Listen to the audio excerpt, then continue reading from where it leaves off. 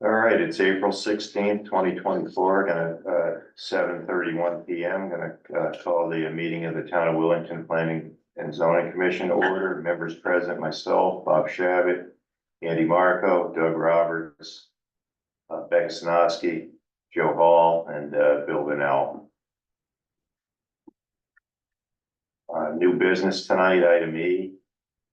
PZ 24-6, special permit renewal, section 15, excavation, sand and gravel at Zero River Road, MBL 25-002-00, applicant owner Desiato Sand and Gravel Corp. She's online. That's Lauren there. Okay, You able to? Hi, good evening. hi Lauren, you want to state your name, so forth for the record, Lauren Forjone. address?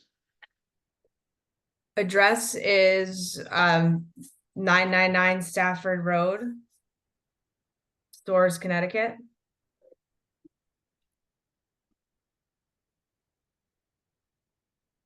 What do we got, Mike?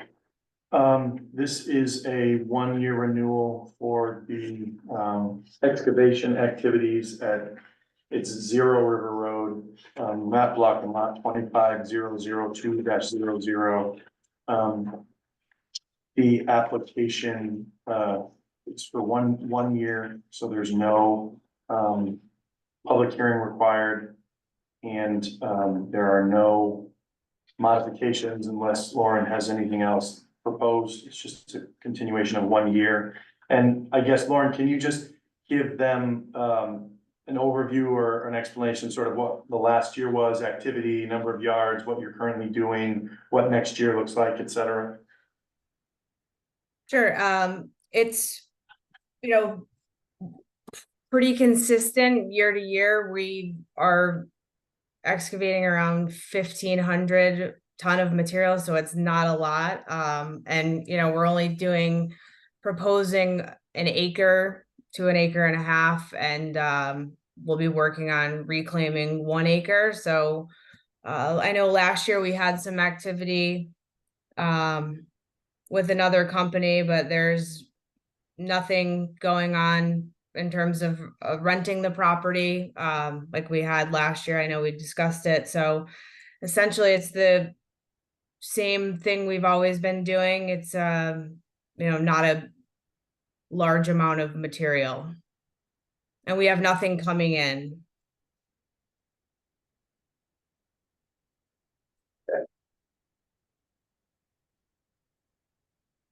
Questions from any commission members?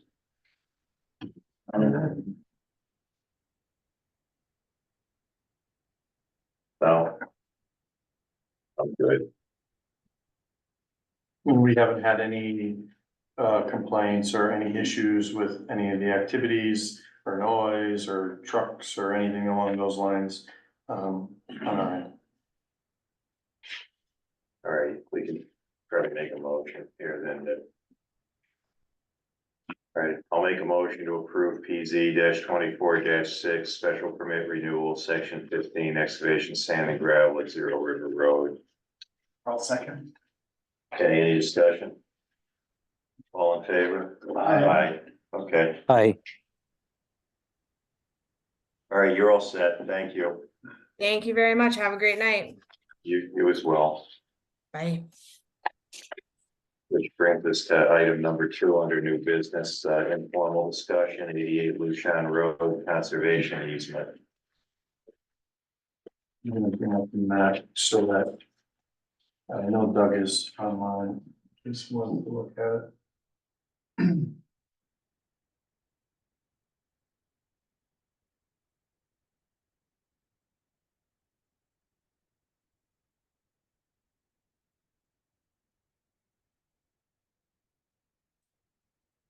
I can just do a quick intro if you want. Yes, Right, sure. so Thank the property owner, Ryan, I forget your last name. Allard. Allard is here. This is something that he reached out to our office quite a while ago on and asking a question on kind of where to go, and it's a bit of a unique situation, so the answer as far as where to go is not written in any one place. Essentially, he owns this piece of property, it's 88 Lucian, it's at the corner of 50-foot road. This is his property. Let me see if I can get it a little bit farther. There we go. So this is the location of the house. The rest of the property is basically wetlands and conservation easement.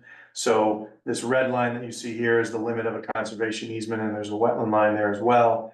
This was a separate lot as part of the original subdivision, but it's now all one parcel.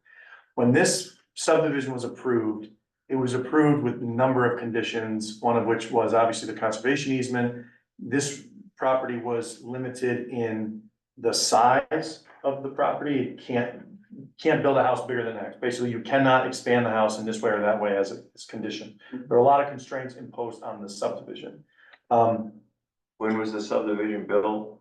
It was quite a while ago. I believe in the sixties or early seventies. Sixties, no, 70. Yeah, I mean, this is referencing stuff that, I think that says 85, I don't know, it goes further back from there. When was your house built, Ryan? 2000. Okay, so this may have been like one of the remaining lots. So he is, obviously, he's the current owner, but was not the builder.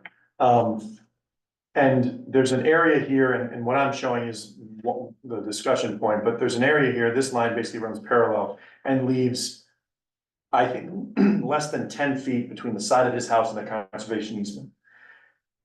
The area is currently disturbed. The previous owner expanded beyond the limits of the conservation easement, not into any great extent, but there is some expansion there, likely to facilitate access. He can't expand this side because the house sits on the setback. It sits on the front yard setback, and the rear yard is got septic.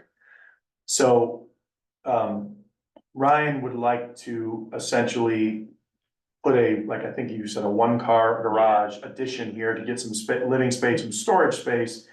And because this limit runs exactly to where he needs to go, he can't construct it. So he had approached me about what the conservation easement entails, what does it look like, can it be modified, who modifies it?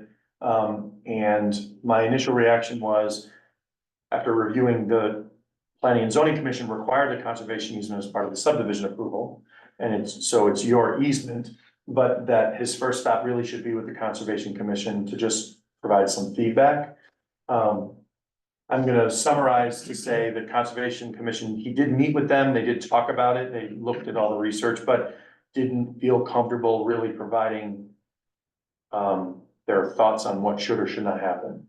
And so we're sort of at this point. What I had spoken to Ryan about was if the commission was interested in even doing something like this, and if it were possible. This area here, which is 0.21 acres, which is what was intended to be the location of the lot 6, is currently not within the conservation easement. And so Owned by, it's him. you own that? Yes. Okay. He owns the whole, both lots. How It's many all- acres? It's three and change. Okay, so this was done clearly without 2-acre zoning, so I mean, Yeah, subdivision was done a while. some time ago. Yeah, so what I had suggested was A long time. if there was any interest that when this was modified, this area could be included in the conservation easement in lieu of this. And so you're basically, this equates to Training. a couple, maybe 200 square feet. And, you're picking up 0.21 acres and would make this whole easement area contiguous. We haven't gone further down the road on exactly how to modify it, but he's really looking for some guidance on, is this something that is on the table for further discussion and consideration, or is it something that he should look for? That area there in yellow, that's not wetland, correct? That is Setback. yeah. I see the wetland, It's the original Yeah. setback. So Yeah. before we go any further, Mhm. if I might, I'm gonna recuse myself from any voting today because I'm on the Conservation Commission. I was involved in this whole conversation. I'd be more than happy to fill members in here with different questions and the research that we did and the documents that are available. But I'll refrain from voting. So can I give you one thing? Sure, This is an informal discussion. The statutes provide for informal discussions. okay, And they're in this, clearly in the statute, it's non-binding, which means you could say you love it, and if he submits a formal application, change your mind. okay, So unless you plan on steering the commission to, or he's uncomfortable, not at all. there's no issues down the road. Okay, thank you for that. And if you have all the information, it might be helpful for you to, Well, the only thing, and, Kathy, if Kathy DeVers is available, she could add I don't think she's on. more to this. But basically, when we reviewed all the documents that are very difficult to find, that at some distant point in the back, it states clearly that there shall be no additional building on this lot because of the setback.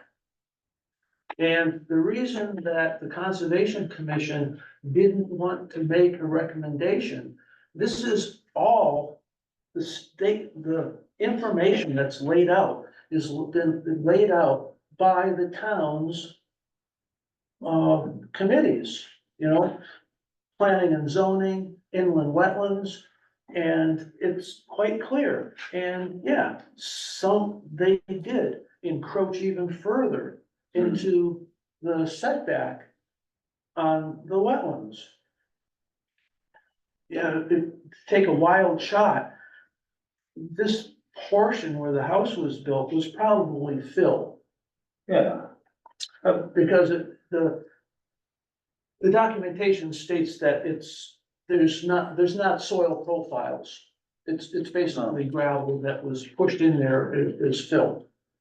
What was the original, do you remember what the original lot size was? No, I don't. Cause that was zoned for trailers.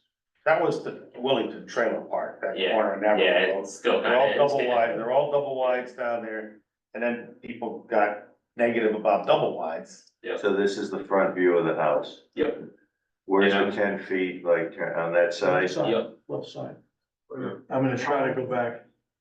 Yeah, so the red line follows the limit of the conservation easement, which is a 15-foot buffer off the wetland line. So this is the easement line, this is the actual wetland line. All right. So, Do you think that if that was done today, would the wetland line be still there? Has the land changed? Has the topography changed? Has anything about? If you were out, if a wetlands person went out there today, whoever, I can't think of what they call them now, but. soil scientist, The what? a soil The scientist. soil scientist. Do you think he'd find the line in the same place? The conservation easement line, yes. You do? Do you think he'd find it in pretty much the same place? Well, the conservation easement line was established by the commission. So they said, take the wetland line, we're gonna add a 15-foot buffer, and that's the Okay, so, all conservation. right, so do you think he'd find the wetland line in the same place? Well, I mean, this was done many years ago. if you look at Land changes. this approximate, look at this approximate distance and then where this wetland line is. I mean, it's hard to know exactly what the distance would be, but this expansion. That's all of, I have it,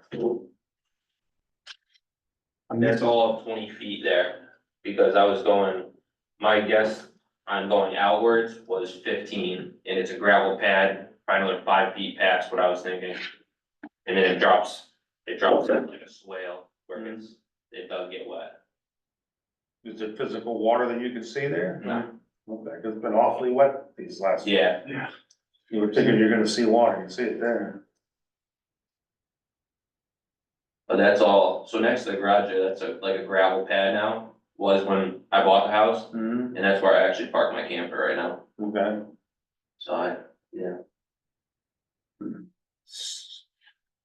And. Okay. So is that the disturbance of it that we referenced that, you know, was gravel was put down there? Well, I think that at some point, you know, between, this is 2008, this photo, the house was built in 2000. I think at some point, they expanded beyond that, because there really shouldn't even, there's less than 10 feet between the wall of the house and the limit of the easement. Right. So you should have an 8-foot piece of grass, and then it should all just be natural. So this disturbance, it may have been there since they built the house, I don't know. But it's, he's not proposing to clear or disturb an area that isn't already clear to disturb. The problem is somebody, Yeah, if they built this house, though, the house was inspected, you know, when it was built, you know, that. Yeah, they could landscape it after, you never know, okay. I mean, yeah, that, we have the as-built that shows the foundation, but I don't have anything else that I was able to find about that expansion there, but the map that we marked up is a foundation plan, so it shows, you know, this is where the house is, it's not proposed. I could scale that dimension, I just don't have it here. And so this area in yellow would require modification of the conservation easement, but would not require actual, and just correct me if I'm wrong, Yeah. just new disturbance, because it would be within the area that's already been. that's here. Yep. I mean, I'm still leaving, like where your mouse is, I'm still leaving 5 feet that way of what I've measured to where I would be happy being. And the struggle, so the approval does say, you know, with limitations on the house. The tough part is, he's on the setback here, and he's on the setback here, Right. so you can't go forward Anything there. or there. And whether or not towns can put those types of conditions on subdivision approvals is not exactly something that I'm sold on. Because if you paint them into an envelope with setbacks, then just saying you can't expand the size of your house on top of that, not sure that that's something that can be done. But all that aside, I'm not a blind advocate for the removal or modification of approvals and easements and all those Right, things. right. But I'm just thinking, if the easement, if the conservation easement was predicated on what the soil scientists said the wetlands line was, if that has changed, which they do. Now, if you went out and got a soil scientist and he finds out that it's even closer, then that doesn't help at all. Right. So, it's, But it's also been disturbed already, yeah. Right, yeah, at some point. probably 20 years ago, you know. Yeah. And it's an issue now because you wanna build a garage. Yeah. Yep. Is there an overhead? Can we go to the overhead? Is there a Google map overhead? Mhm. I mean, I know there is.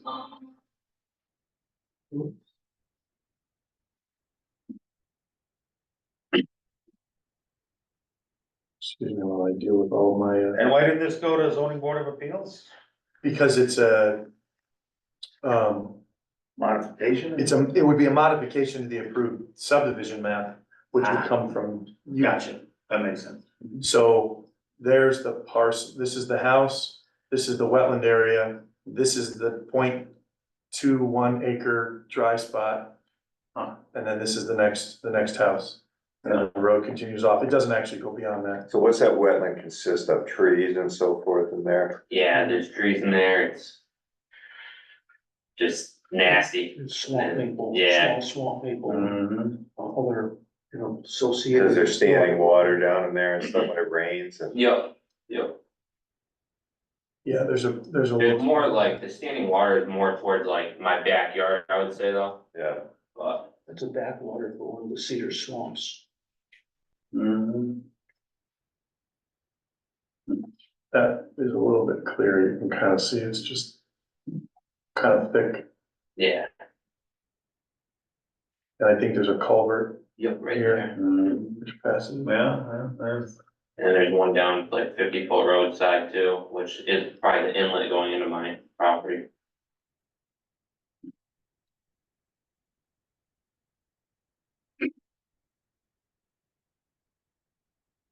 And I think if you look at an older, Yeah, look at it in my camper. this one here, you can see this one is 19 and that shows, A little driveway.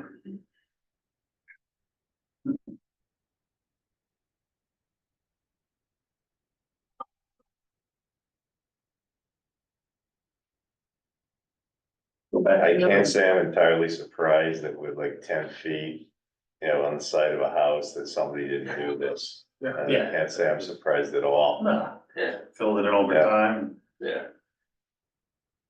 That's pretty restrictive back and Yeah, right. Yeah, something up 8 10 feet from the side of a house, you know, it's, you could Barely get back. barely function with that, like if you.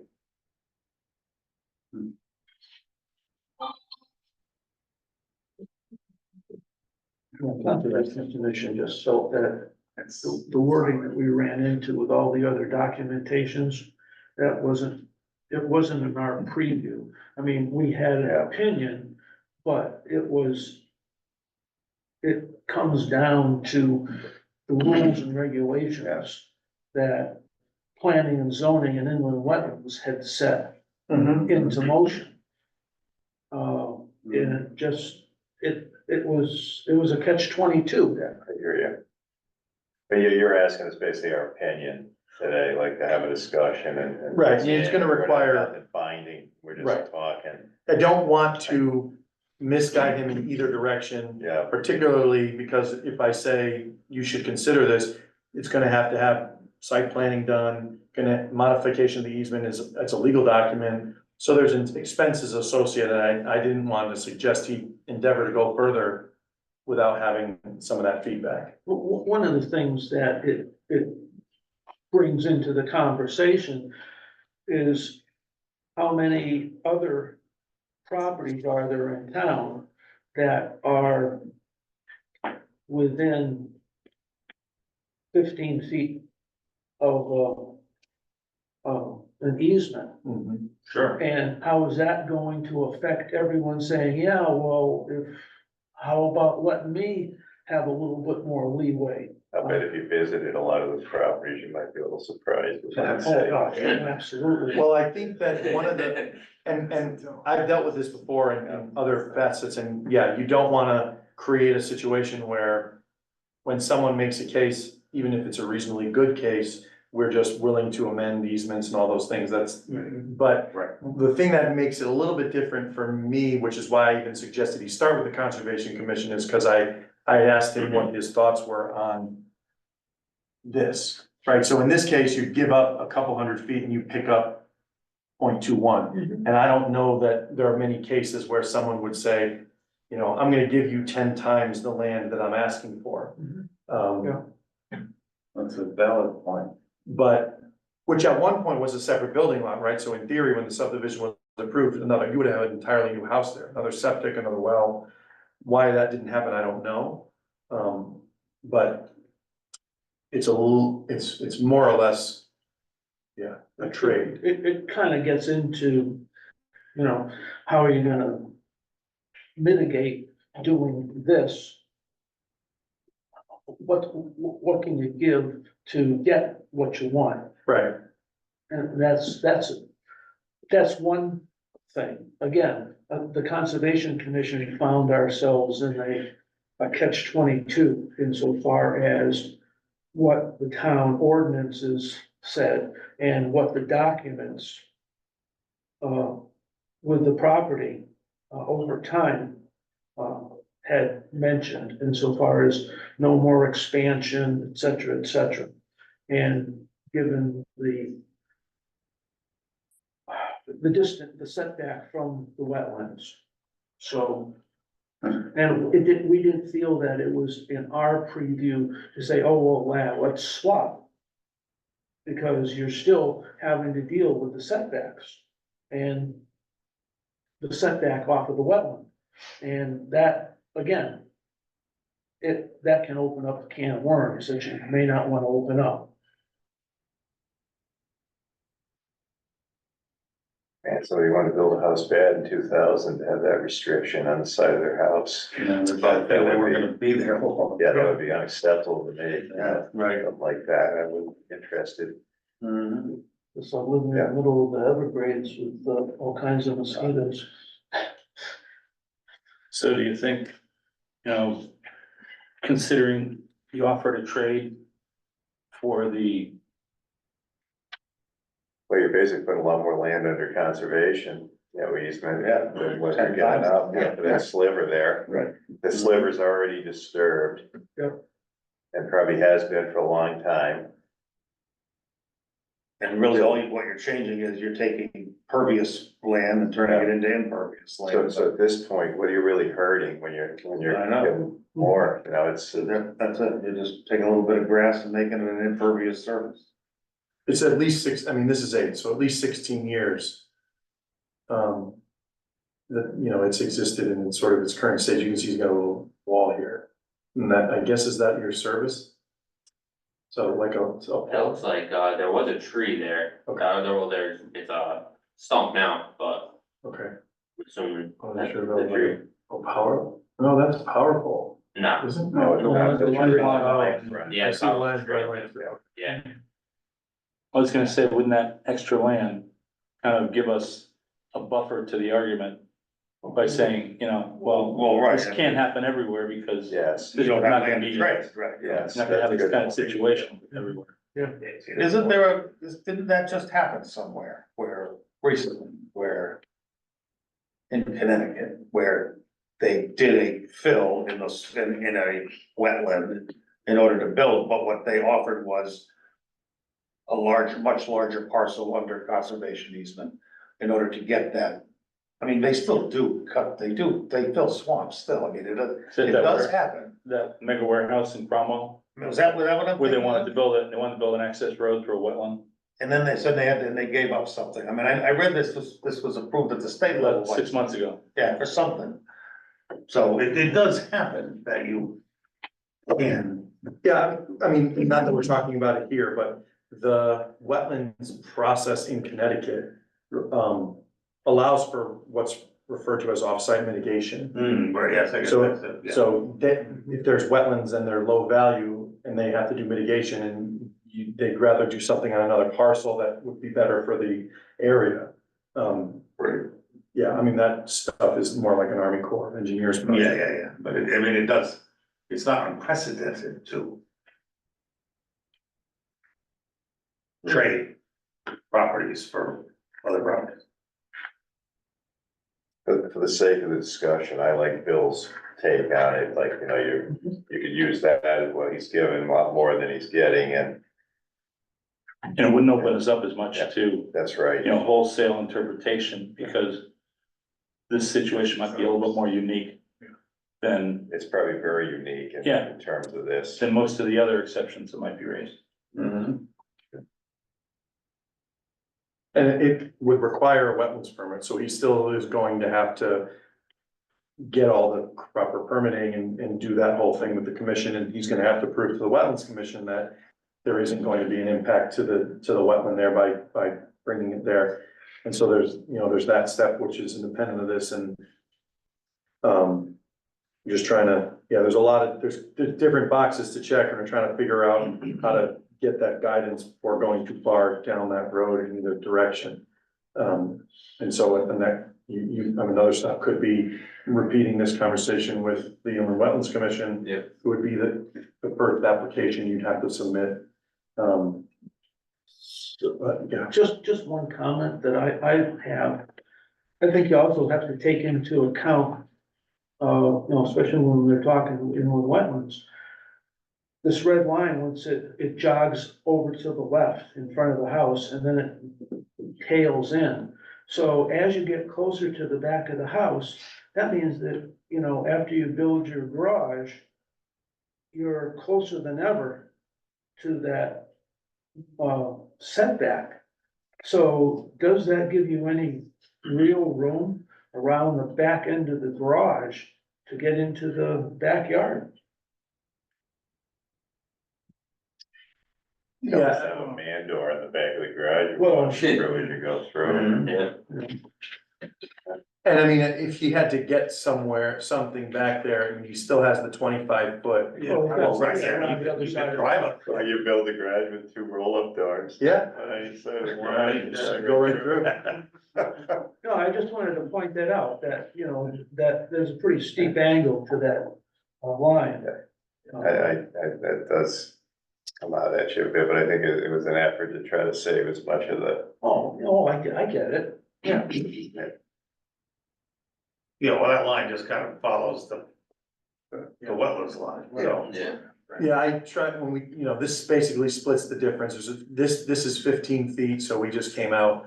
And I just wanted to have Well, something. that's what I'm wrapped. curious about, how well, now, I've been working on my property lines, and man, those things are pretty squishy at times, you know, you find a pin in the woods and then you're following it down a hill, and the next pin, it's like, all right, it's kind of a line of sight.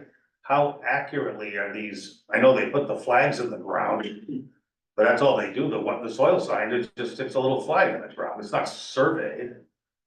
It's just a flag in the ground, and then somebody measured off of that, what, with a ruler and through the brush? I'm questioning how valid, I mean, I'm not arguing with you, I understand the value of a buffer and protecting Yeah, I mean, those types of waterways, but I know those water lines are not surveyed lines, they're just flags in the ground as the guy walks along, at least that's what I physically seen done.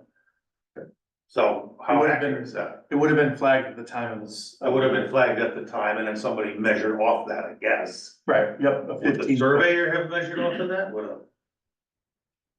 I mean, how is that demarcation line done? Was that just drawn on a map by a person? The surveyor, I think the way it would have been done now is the surveyor would have gone out and field located each of these flags.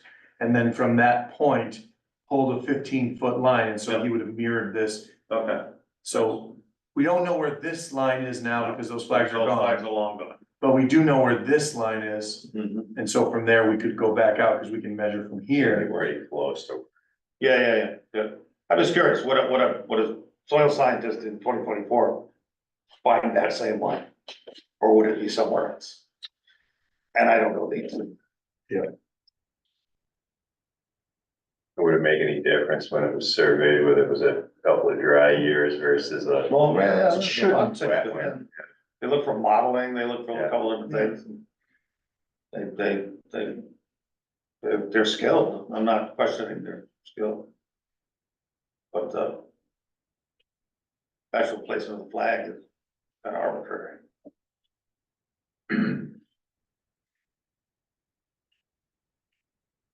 Well, I'm willing to entertain the thought, especially with the additional conservation, easement that would be given up for this. But certainly, you know, you don't want to set a precedent that, Everybody's doing. yeah. But yeah, and I think that kind of avoids that, the fact that Well, right. this piece has land that can be done with. And yeah, this land was disturbed long ago, you know, it's not like we're saving it right now from something that hasn't already been done to it.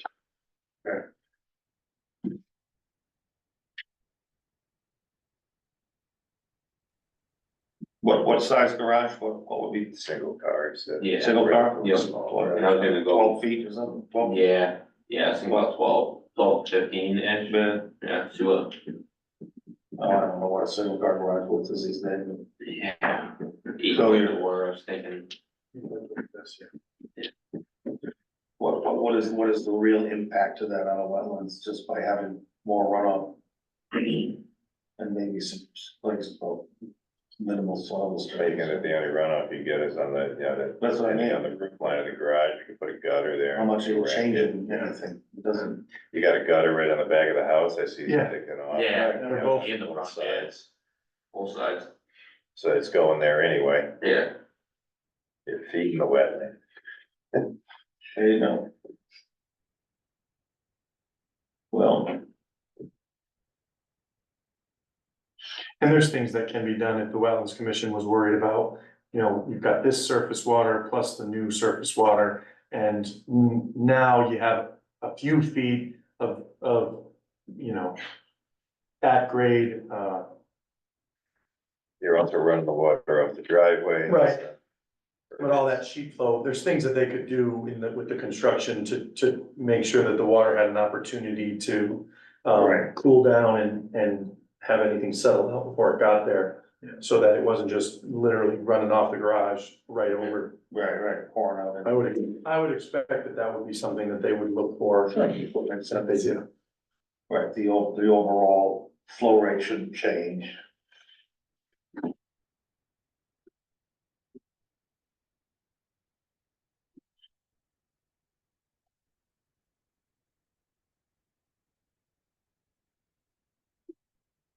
Just looking to try to go a little bigger.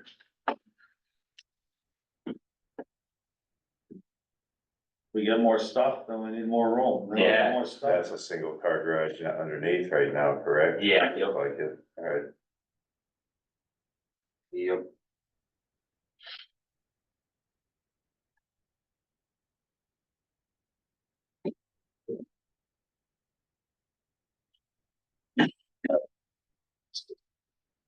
No, that's interesting. So the next step is he goes back to Conservation Commission and I a think, little bit of a discussion here I think we would Yeah. wanna figure out the process as far as the steps and what would happen, and then I would recommend you go to inland wetlands for an informal. Sorry, yeah.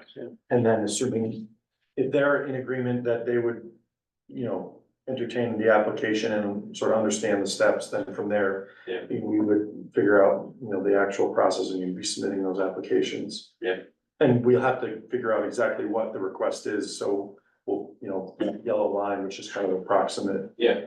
We'd have to firm that up, so we know exactly what would be modified, and I can get some better answers on what would need to be done. We can clarify if there's any precedent issues that would be in place or not. So, It would be nice to see a block sitting there, like with the area of the garage with. Right, right. Yeah. It's visual. Do you have a plan yet? I just like, Like a sketch kind of? yeah, kind of a sketch of what I wanna do. Okay. It You just, haven't talked to a builder yet or anything? no, Is it freestanding on the one side with the house, or is it, yeah, yeah, there's enough room for that? Yeah. All right, yep. Yeah, it's just Yeah. one, like probably 20 feet over, and then I'm gonna go up and do like a master on top, and that's it.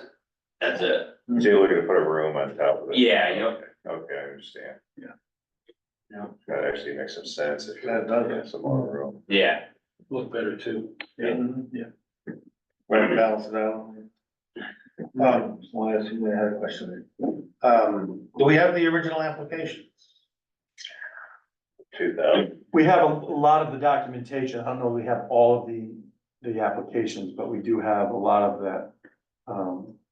Discussion about it in Muslim language, and, you know, we have the original subdivision map. That's stuff. We have the original subdivision map, and we didn't do too much with notes back then on the Mylars or anything. Anything, Yeah, there's some stuff that we have. There's a lot of stuff that Kathy Demers sent yeah, over Okay. when this came up originally. okay, And she was gonna provide guidance or feedback or thoughts, I guess, to the Wetlands Commission. But I basically asked her to hold off because there was no application. And so I didn't want them discussing something that hadn't happened yet. yeah, sure. Until we either did it as an informal like we're doing here, or he were to submit. So I think she has that stuff, and we've got some of the other information in the office, which would be part of the application. Okay. Came to.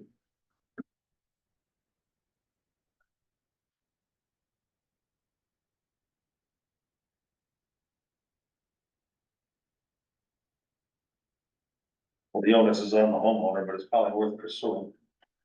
Whether or not to end up with a yes or not, remains to be seen. mm. Yep, I was just trying to pick some brains. you know, No. Somebody that knows something. Yeah. Which I'm here for.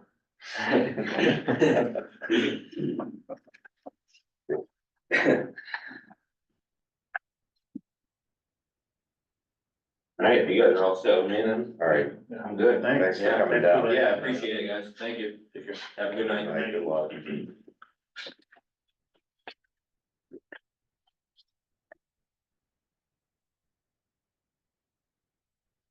Interesting discussion. It is a good discussion, a good discussion. Land use. And that's good to have a discussion, because like 60 years ago, somebody just fill it in and do what they wanted. Oh, yeah, there's still a lot of people in town who Of just course. fill in. But yeah, it's coming down here, having a discussion, that was good. Yeah, Mhm. I understand, you know, And if you did fill this in years before you ever found that one. You never know, you know. I guess the permit process might cramp it. there's people, they only find it when they go sell. Well, that's it, that's the thing, that's what, I'm sure that's what the last homeowner said, so I don't care, I'm just gonna fill it in, and the next, it'll be the next guy's problem. All right, well, good luck, well.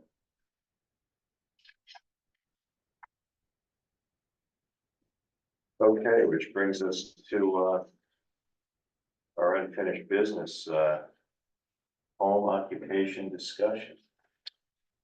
So we've been talking through this, over the last two, I think maybe at this point, we've had 3 meetings. We've kind of been going through piece by piece. One of the things we talked about at the last meeting was trying to get a sense of the stuff that's already been approved. We've been working through, the information that we have with the historic renewals and the permits that have been issued, and trying to go through what exists to put together like that list, which you should have, we've included as much as we've got, you know, without literally just reading minutes. And I know it's not as much as you might think. Don't get caught up with the permit numbers, because those are the permit numbers associated with like a renewal. So if they renewed for the first time in the system in 2020, it's gonna give that 20-year. It doesn't mean that for the approval was granted. And so you'll see the application type lists what it came in as originally. So a zoning permit would be based upon, at the time, what it was submitted as, what the review by staff, whenever these were done, it was determined that it met the certificate of zoning compliance criteria and regs. So it came in as a Z. The ones that are PZ and that are listed as a special permit, obviously, were originally permitted. But what we've run into is either they don't come back for renewals, or like what was happening with all the gravel operations is they were approved as a special permit, but then were renewed annually by staff, which is not what the regs say. So that was one of the things that, we shifted to when I started, is bringing those gravel operations here, because the regs kind of speak to that. So you'll see most of them are zoning permits. And I suspect that's simply because the special permits, most people don't come back. But I'm sure there's a significant number, that are not on here. It's just that they're, you know, much older. COVID, you know, if they don't operate the business, they probably aren't gonna do a renewal, that type of thing. But we tried to include the description on the right there to kind of show what they were, to give you an idea. I mean, we have vet's office, sale of firearms, home office, bulk water storage, home-based publishing business, small engine repair. And then we also have, you know, the propane business, the septic business, Sato excavation. But those aren't on this one. See how, Yeah, they are. It's two. Towards the top, I think. 48. Big well, Rock Farm. Cedo has Big Rock Farm. Yeah. That's a cattle farm, but that's And not. then there's listed. another one for Sato too there. Yeah, Did I miss it? Yeah, there's two. Sato excavation, I think. Yeah, it's, Landscape. yeah, landscape and excavation, 115 Eldridge. Must have missed You know, it. it's confusing, like, I had a special permit from 08 until like 2020. And then I told him vis-a-vis that I wasn't gonna be paying for any more personal property tax, cause I was gonna be in business anymore. Mhm. And so I sold my lawn equipment and stuff like that. But it doesn't seem to have had any impact on whether or not I had a permit currently. So this is just the list of things that we've permitted, not things that I would consider to be active as of a month ago. Okay. Cause I was trying to give you as comprehensive of a list of the types of businesses that had been permitted. So, yeah, there are definitely multiple on here that aren't in operation now. But we were just trying to get as much of it as we could in there. And these are all considered home businesses? They were all permitted and renewed at some point under that, Okay, on that's what. the home occupation. Okay, it's like, Umbrella. Springs doesn't really seem like a home occupation. Yeah, and that's the thing, is that we've got home occupations that we require for a guy who's working out of his house doing taxes on, or something online. And then we have Sado excavation, Yeah, right. and they're both like called this home They occupation. both call it the same thing.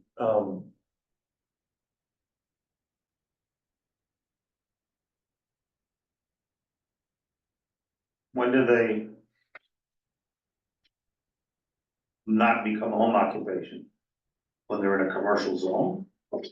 Well, I think that's, If it's in an R80, does that automatically make it a home occupation? I think, no, I mean, that's the thing that is most complicated about the reg that we have here, is that we say that prohibited uses, restaurants, tea rooms, eating and drinking establishments, dog kennels, animal hospitals, barber shops, beauty parlors, et cetera. But we don't really establish a ceiling for when a permitted use, which could be, Right, which expands beyond those. right, watchmakers, plumbers, electricians, carpenters, house painters, like, we say kind of what the use could be, but we don't really establish that line. And I think we talked about last meeting, because I saw it in the minutes, there had been a previous historic interpretation that if you can't see the truck signage from the road, how can you say it's tied to the business? And so there was sort of this guidance that if it was far enough off the road, we couldn't see it when we drove by from the street. Ignorance is bliss. Right. Oh, that's true. And so, You don't and know I what think, it is. Mike Johansson made the comment at the time, you can't see it maybe when it's parked there, but when it comes up and down the driveway, down the road, Yeah. certainly can see it then. I do have a kind of an issue with that, no visible evidence, because that seems to be. In the summer, you can't see it, in the winter, you can't. I mean, that's like, what time of year is the visible evidence present? It seems like that's almost unenforceable, and then we're gonna get an awful lot of phone calls. Well, we had people down here and it's certainly not a home business, but remember the FedEx with the lights? you know, The winter, you can see the lights, the FedEx predated that subdivision by many years. When it was back when it was roadway, Right, and so right. forth, but then it's, that's a problem. Yep. Well, if they was Levelland, they. And I go up there and I'm watching every light on 84 going by too, so it's like, wait a minute here, Yeah, they're like 12 or 1,400 feet as the crow flies apart, but they can, Well, I'm sure the realtor showed the house during the day. Probably with leaves on a tree. In June. In June, during the day, Leaves are also a sound buffer, That's other right. things, but. do it on the quietest day, the realtors know how to sell a house. So, yeah, the visible evidence, the percent of property and the number of vehicles, those are the blank spots still. yeah, and Those are tough. so we have, I think I might have mentioned this, but just sort of for data, we have, as of the last round, just under 200 commercial entities which file personal property reports with the assessor. And that could be the guy who does work, has a business out of his house doing graphic design and has a laptop and reports $1,000 laptop. all the way up to the roadway in. Yeah. And those are, you know, assessor requests that they be filed and can certainly push back if someone doesn't file them, but it's, you know, not necessarily something where we know exactly what that universe is and they do that request. So we had, let's see if there's anything up there. Yeah, I mean, we had a 2020 business list with EDC, which granted, you know, that is pre-COVID, but we had about 115 businesses.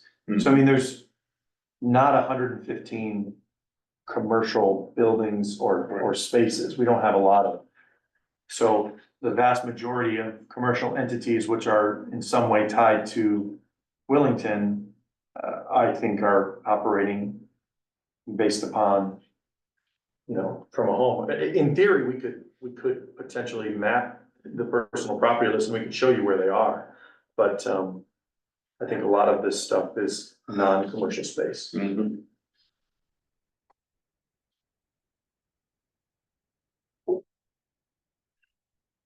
So we had talked about going to what, a 2 or 3 tier, sort of like, Holland does, Right. to better get a handle on who needs to come in, every year or 2 years, who needs to come in every 5 years, for renewals. I mean, what does everybody feel about that? I think that's a better option, Yeah. because there are some people, you know, in 5 years that could very well change. And they are. And the 2 Oh, years, you're seeing if you're growing, now you need to come back for a different type of permit every year. I don't think we need somebody doing taxes in the house coming in every year. No, unlikely that it's Making getting wrong. sense, you know, But a landscaper, or, you know, those, that can blossom. like here's one, so this Heritage Oil, and I think business anymore, I think. No. I don't think justice is needed, don't you? But there's somebody in business on Willington Hill Road that's not on the list, so. Yep. It has a truck, they put up a new barn or a new. They are, in fact, that they are not business, They were not what? a business. That was one that Chris started before he left. They had a wetland delineation because, you know, have that big fill pile. But, so they had a wetland delineation and got a permit for the barn and all of that. But yeah, that pile and those trucks should not be there. He's got this pile out back that, Yeah. I mean, Desiato would be pleased to have that in his lot.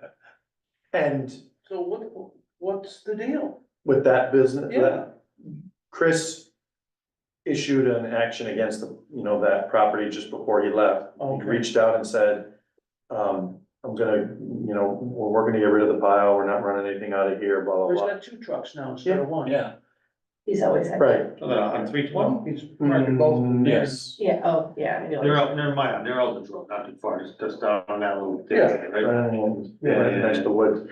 But, so cause we started with a wetland violation on both properties there. Mhm. And then he got the delineation, showed that none of the activity is actually in a wetland, there's like, no. No, he's been filling in that Well, wetland. Yeah. where he had his horses, there was He's a been lot. filling that. He filled that in.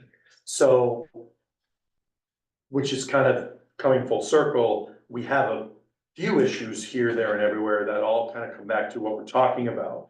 Is that those standards and where do they fall and what can they do and what can they not do?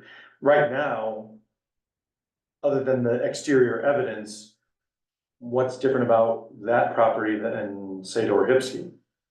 Not a lot. But he's not registered Yeah, but- as a home. But if I sent him a notice and I say you need to come into compliance, he said, well, I need to get a home occupation.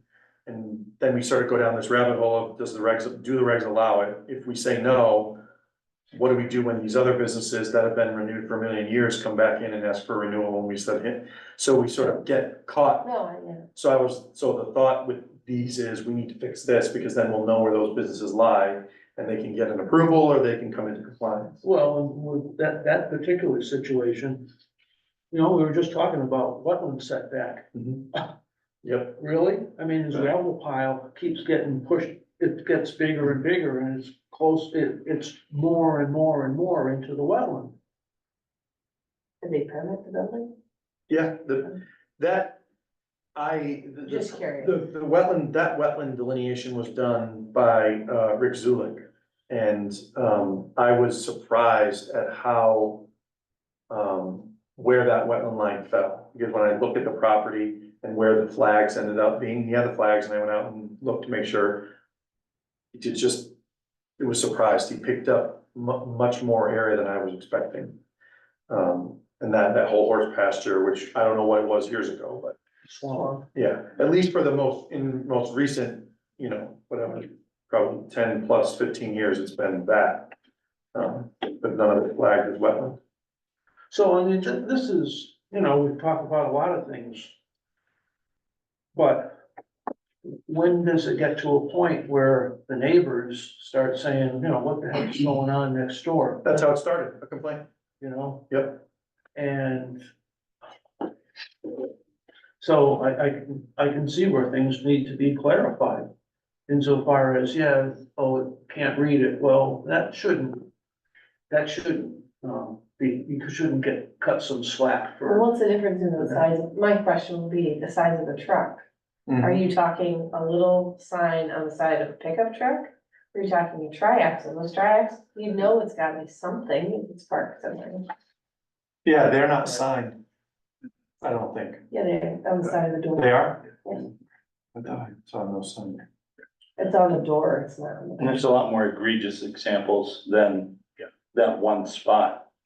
I mean, there's one place on Eldridge that has about 4 trailers, probably about 8 vehicles.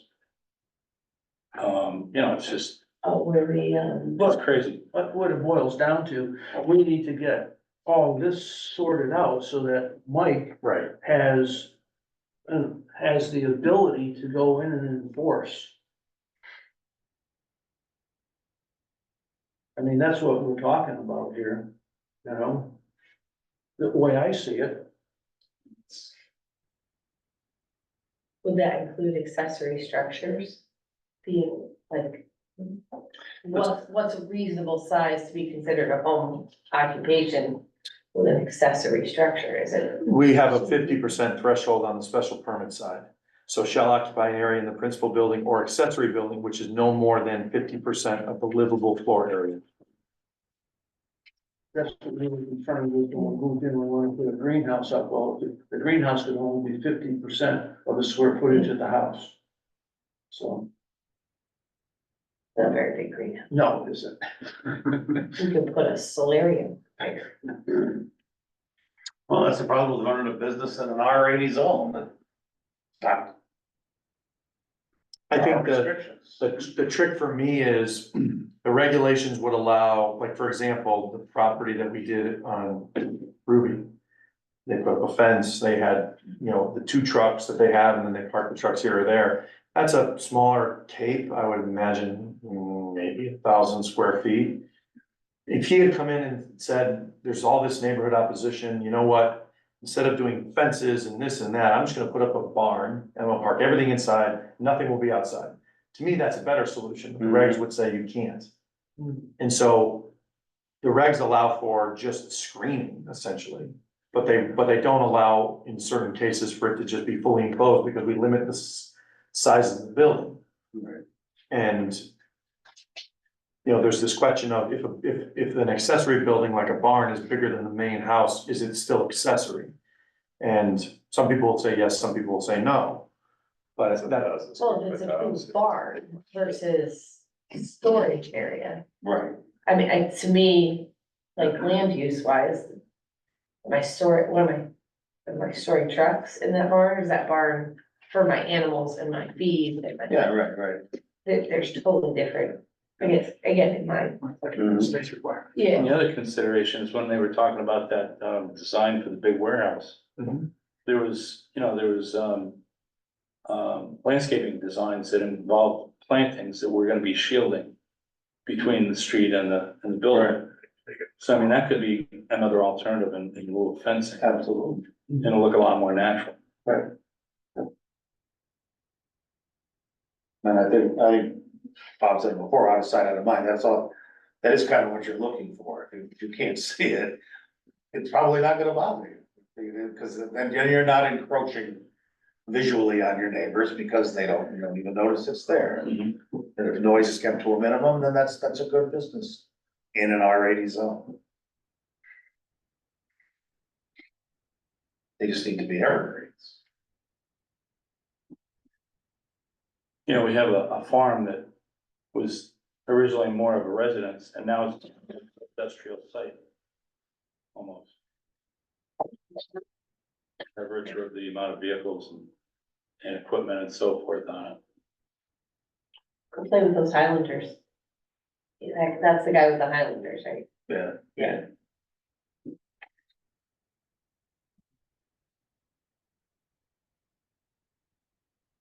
So what would work? Give us some ideas, what would work best for you in your work here in town? I think, creating a three-tiered category, three-tiered approach would be good. I think, establishing better standards for things like vehicles especially, and whether or not, and the reason why I like the town reg, other than the fact that I've worked with it and I've seen that. I think it does provide a good balance between what someone can do and allowing a small business to function without allowing it to be too crazy.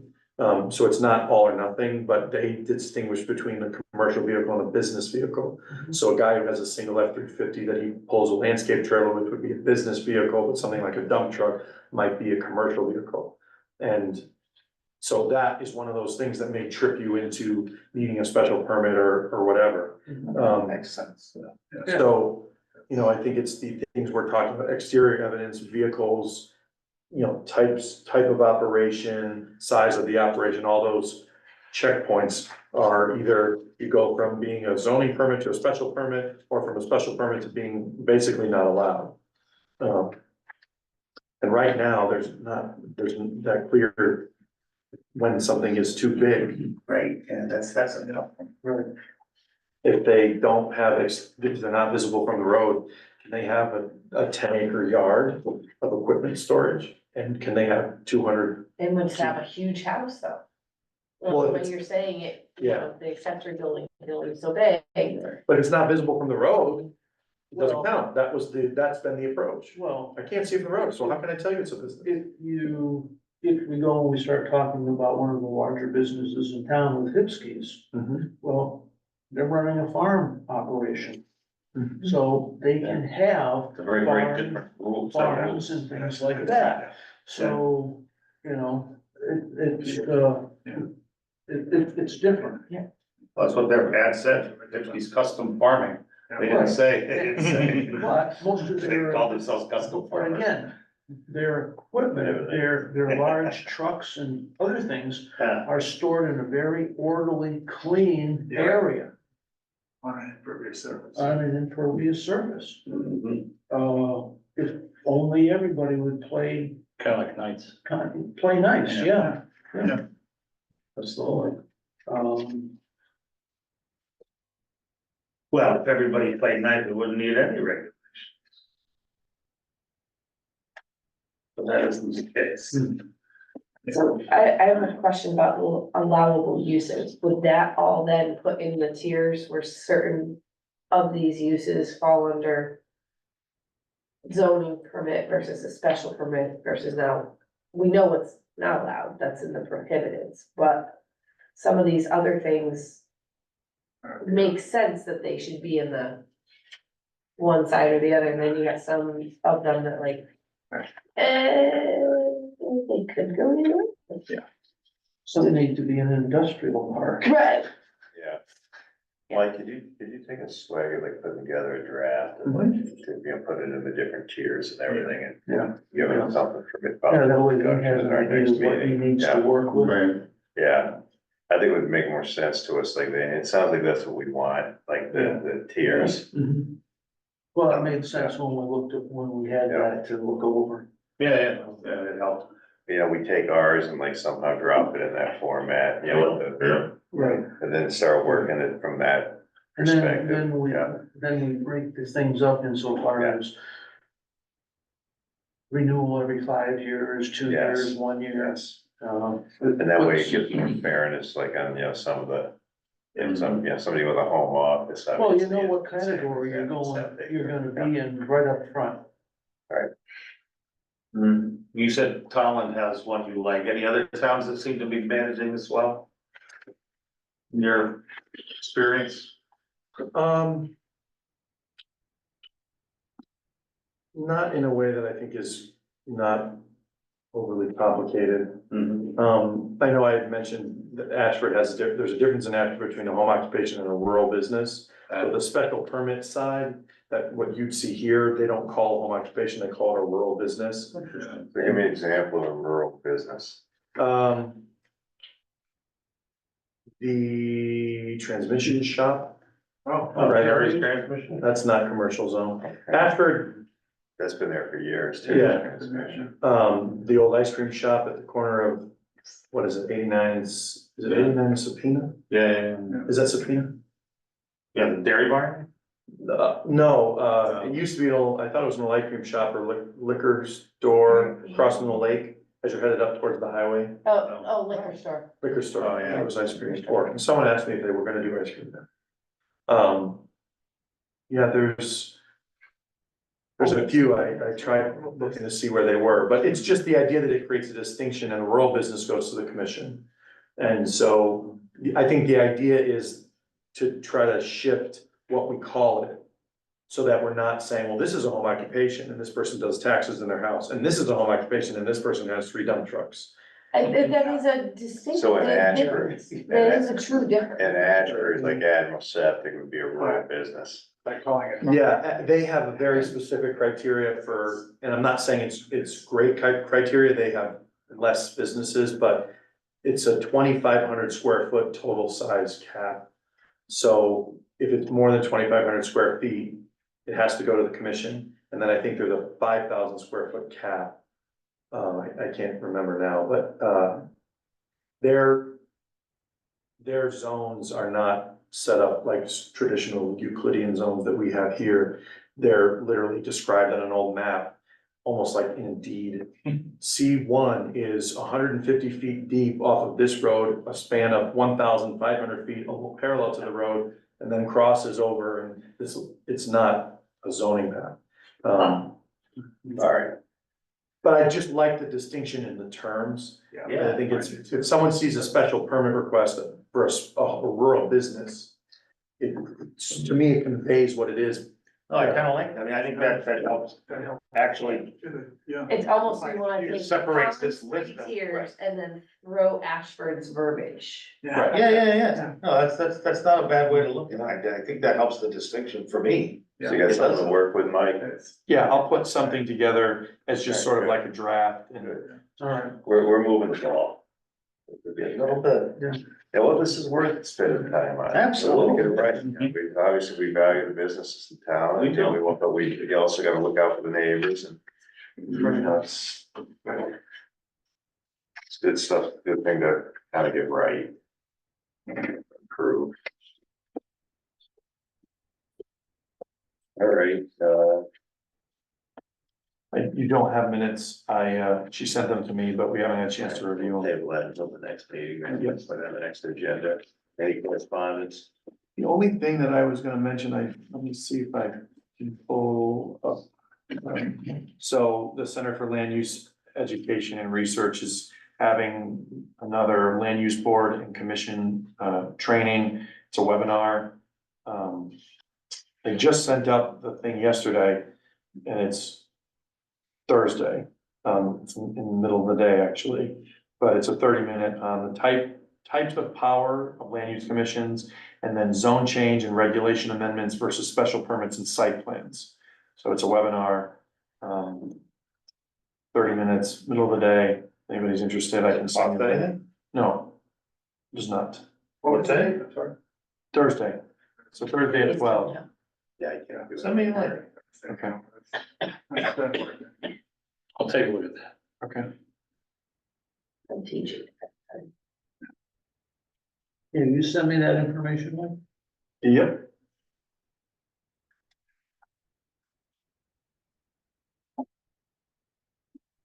Anything else besides that, Mike?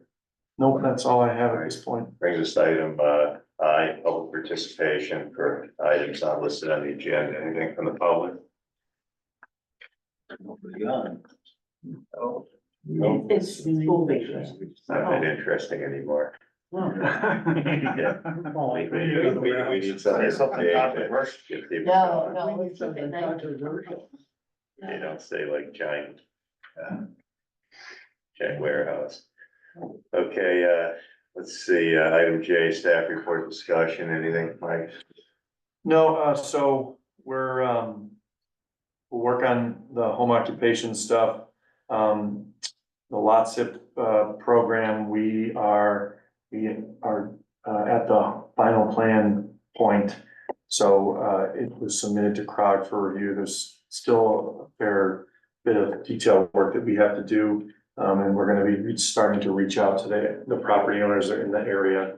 But we're pretty comfortable with the design. The River Road sidewalk. Oh, yeah, pedestrian Stuff. Sorry, I remember. Yeah, it's just the process with having it be a state road and having to go through all those reviews. We have 5 phases of reviews we have to do with CROG. 40%, 60%, 75%, 90%, 100%. Every time they get to review and provide comments, and then we have to go back and draft. We Update. wonder why our taxes are increasing. When we have to do all that stuff over and It's over. It's a long process, but they administer the funds on behalf of the DOT, and DOT's got a lot of bureaucracy, but it's still within the budget that was originally approved by CROG, so that means we don't have to cut the scope in any way. And we decided to do some redesign to reduce the number of takings or easements we were gonna need, because the sidewalks will be wider, because now they'll be more accessible. So the good news is it won't be as impactful as it would have been had we tried to do what the initial plan was. We're gonna have to administer that ourselves, so I'll be working with the property owners to try to figure out what those easements or takings look like. DOT will do it, but it's 18 to 24 months if they do it. Wow. So we're trying to get that squared away. When you say we, what do you mean? You, and Peg, just you, right? Basically, Just one of we have the engineer who's doing the plans. them. But we have a very limited scope and a very limited budget, so I can't throw it all to him. Yeah, Um, well, appreciate all you're doing. it takes a lot of time, but I don't know many lots of projects statewide that get awarded and constructed in, much less than a few years. Yeah, well, that's good. But, a $1.2 million project, they wanna put a lot of eyes on it. Imagine that. I would imagine. That is all I can think of at this point. Well, brings us to item, K, adjournment at 8:44 PM, meeting adjourned.